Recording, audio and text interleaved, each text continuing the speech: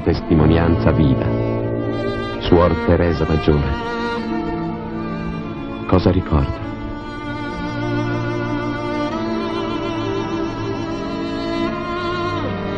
Erano 6 giorni che il nostro padre giaceva su questo letto.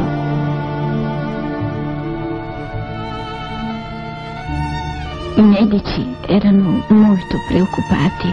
Padre Nozzi gli è accanto, come smarrito. Cosa farò senza di te? Non piangere. Dal cielo ti aiuterò lo stesso.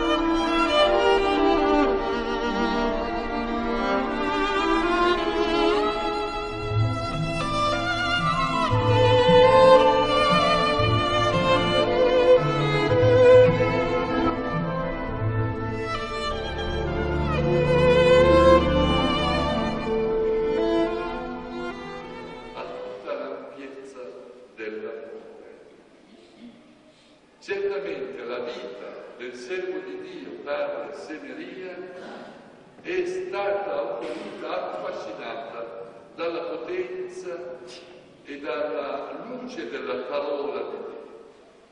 Ha dedicato la sua vita alla predicazione e alla fedeltà alla parola annunciata.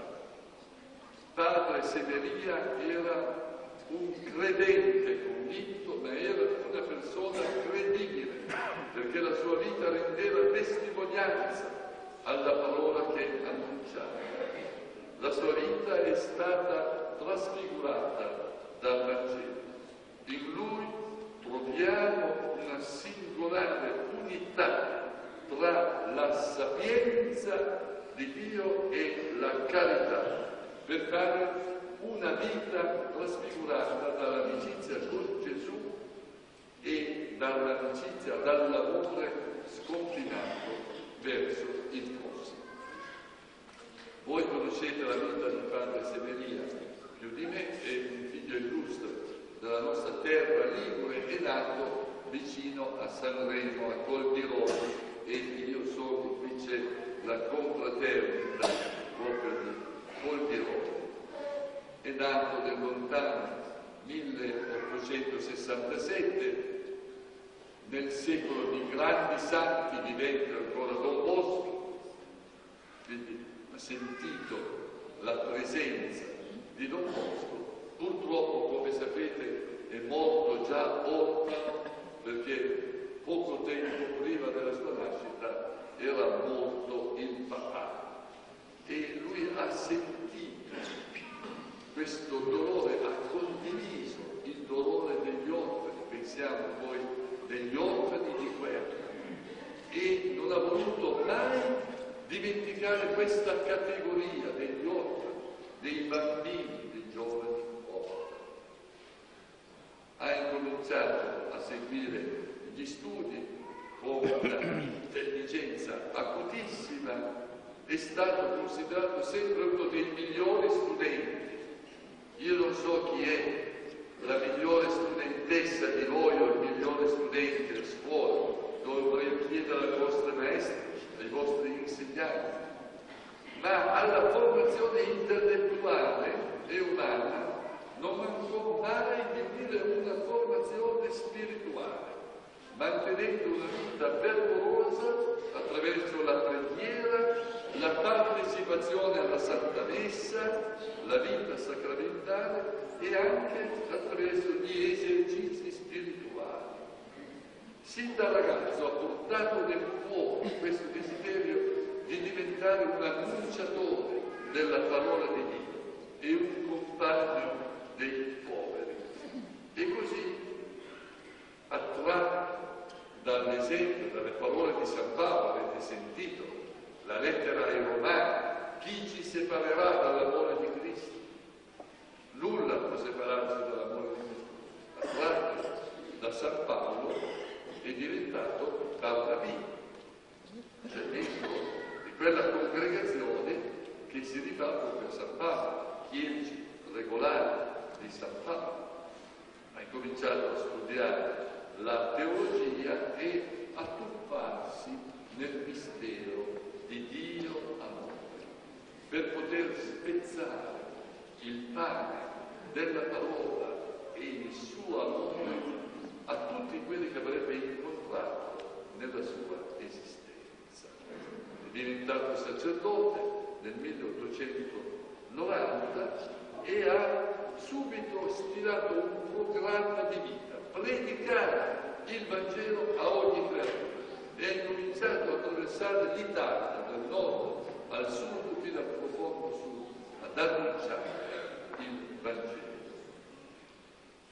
Pensiamo, ricordiamo che siamo negli anni 1890, negli anni del Papa Leone XIII, negli anni della questione sociale, della prima industrializzazione, gli anni della enciclica di Leone XIII, Rerum Novarum, quella enciclica che ha sfidato con la forza della Chiesa proprio la situazione sociale, ha portato la situazione sociale con una spinta di amore, non di lotta di classe, ma di amore verso gli oppressi, i diseredati e gli sfruttati.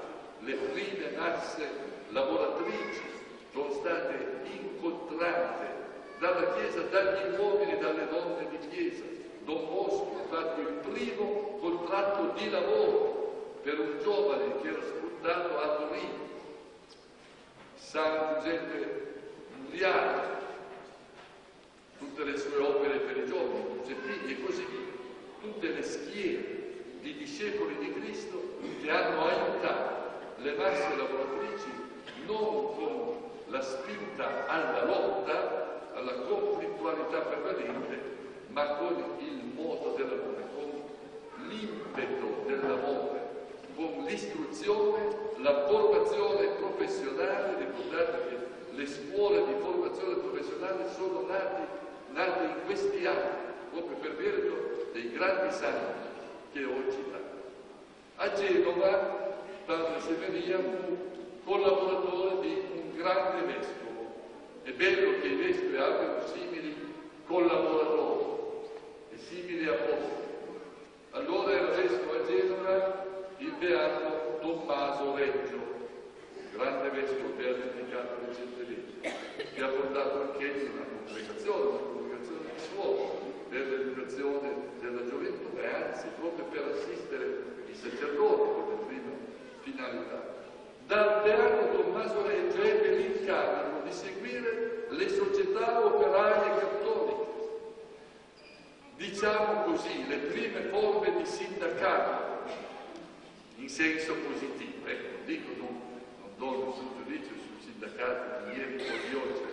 Ieri sera in un colloquio con un gruppo di imprenditori che erano un po' preoccupati della concorrenza della Cina, dicevamo che sarebbe opportuno mandare i nostri sindacati in Cina, così diminuirebbe subito il costo del lavoro, allora la concorrenza non sarebbe più così spietata, no?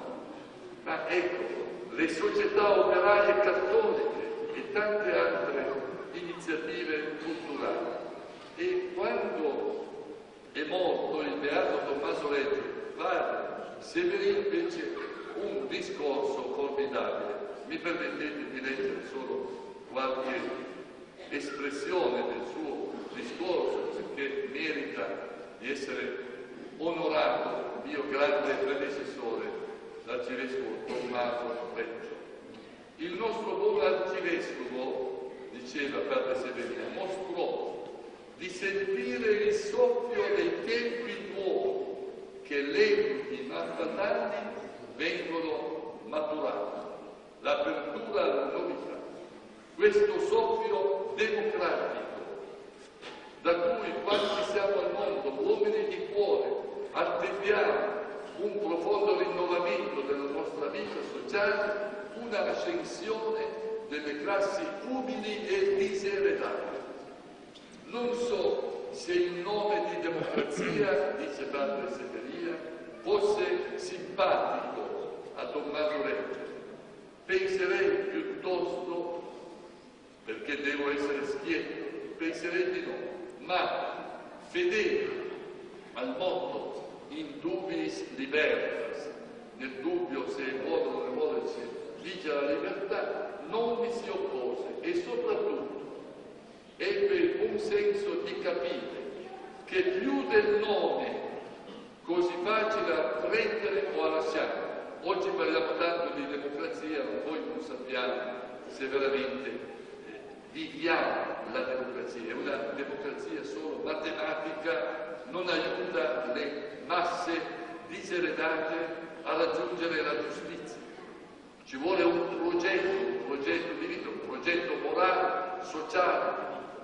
Allora dice, importa la cosa, la realtà, la partecipazione di tutti alla vita sociale, senza cui il nome o è una vanità puerile o peggio è una calcolata ipocrisia.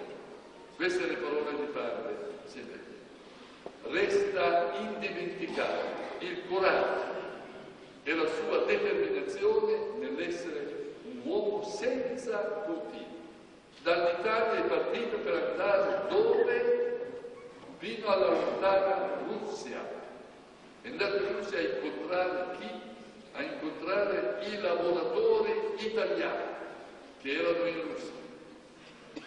Voleva raggiungere e là incontrò il famoso scrittore russo, Leone, riguardo ai quali il Signore dice: chi ha orecchi per intendere, intenda, per ascoltare il grido dei popoli. L'amore al cuore, agli occhi, agli orecchi, alle mani, ai piedi di padre Semeria. Rendiamo grazie a Dio.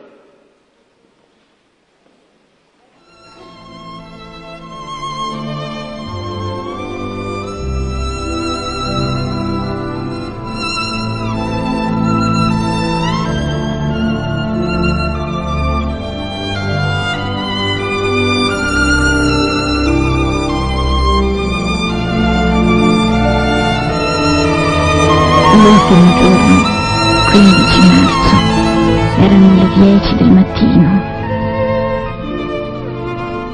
Me lo dai un fiore? Sono verde. Andiamo.